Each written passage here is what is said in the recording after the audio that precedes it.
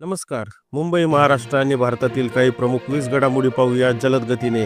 त्या अगोदर व्हिडिओला नक्की लाईक करा, चॅनलला सबस्क्राईब करा आणि तुम्ही कोणत्या जिल्ह्यातून व्हिडिओ बघत आहात कमेंट करून नक्कीच सांगा. राज ठाकरे आणि उद्धव ठाकरे यांच्या युतीची चर्चा. संजय राऊत यांनी मनसे आणि दोन्ही शिवसेनेने एकत्र यायला हवे असं म्हटलं. यावर एकनाथ शिंदे आणि चंद्रकांत पाटील यांनीही आपापल्या प्रतिक्रिया दिल्या आहेत. उद्धव ठाकरे यांचा शिंदे गटावर निशाणा. उद्धव ठाकरे यांनी शिंदे गटाच्या मेळाव्याला पैसे फेको तमाशा देखो आल्या चोरांचा बाजार म्हटले. त्यांनी शिंदे गटाला अंगावर येताना ॲम्ब्युलन्स घेऊन या, जाताना आडवे होऊन जाल असेही आव्हान दिले. फडणवीसांचा उद्धव ठाकरेंना टोला. उद्धव ठाकरेंच्या टीकेवर मुख्यमंत्री देवेंद्र फडणवीस म्हणाले, उद्धव ठाकरे बोलबच्चन आहेत. बोलबच्चन लोकांना मी उत्तर देत नाही. शरद पवार यांचं मुंबई मनपा निवडणुकीवर विधान.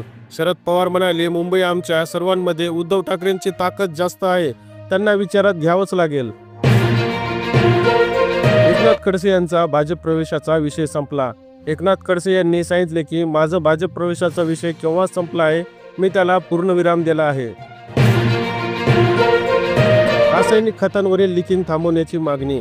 शरद पवार गटाचे सलील देशमुख यांनी कृषी मंत्री माणिकराव कोकाटे यांना रासायनिक खतांच्या लिकिंगमुळे शेतकऱ्यांचं नुकसान होत असल्याचं सांगत ती थांबवण्याची मागणी केली आहे. बनावट बियाणे विक्रीवर बंदीची मागणी. सलील देशमुख यांनी बनावट बियाण्यांच्या विक्रीवरही बंदी घालावी अशी मागणी केली आहे. मुंबईला आज रेड अलर्ट. हवामान खात्याने मुंबईसाठी रेड अलर्ट जारी केला असून समुद्रात 3.5 मीटर उंचीच्या लाटा उसळण्याचा इशारा आहे. पुणे, पालघर, रायगड जिल्ह्यांमध्ये जोरदार पावसाची शक्यता आहे. तामिनी घाटात पावसाचा जोर वाढला. पुणे जिल्ह्यातील तामिनी घाट जोरदार पाऊस सुरू असून पुढील 24 तासांसाठी ऑरेंज अलर्ट दिला आहे. या परिसरात 230 मिलीमीटर पावसाची नोंद झाली आहे. महिलांना 0% व्याजाने कर्ज. मुख्यमंत्री देवेंद्र फडणवीस यांनी मुंबई जिल्हा मध्यवर्ती सहकारी बँकेतर्फे महिलांना 0% व्याजाने उद्योगासाठी कर्ज देण्याचा महत्त्वाचा निर्णय घेतला आहे. आषाढी वारीचा उत्साह. संत तुकाराम महाराज आणि संत ज्ञानेश्वर महाराजांच्या पालख्या पुण्यात दाखल होणार आहेत. यासाठी पोलीस प्रशासनाने जय्यत तयारी केली आहे. वारकऱ्यांमध्ये आनंदाचा उत्साह. जळगावात मुख्यमंत्र्यांच्या ताफ्यात आत्मदहनाचा प्रयत्न. जळगावात एका ठेकेदाराने मुख्यमंत्री फडणवीसांच्या ताफ्यात घुसून आत्मदहनाचा प्रयत्न केला. त्याचे पैसे मिळत नसल्याने त्याने हे पाऊल उचलले होते, पण पोलिसांनी तो प्रयत्न हाणून पाडला. हिंदी सक्तीला शरद पवारांचा विरोध. शरद पवार म्हणाले की कोणत्याही भाषेची सक्ती करणं योग्य नाही. मनसेचा हिंदी सक्तीला विरोध. मनसेनं शालेय शिक्षण संचालकांना पहिलीपासून हिंदीची सक्ती नको असा इशारा दिला आहे.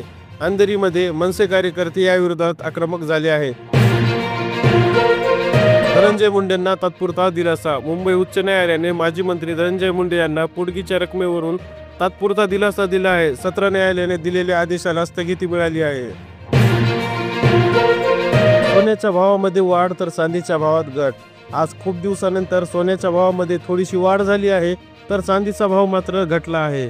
1 किलो चांदी 112,000 वरून 110,000 वर आली, तर सोनं मात्र 115 ते 120 रुपयामध्ये 10 ग्राम मध्ये 24 कॅरेटला वाढलं. तर ह्या होत्या आजच्या काही विशेष घडामोडी. व्हिडिओला नक्की लाईक करा, चॅनलला सबस्क्राईब करायला विसरू नका.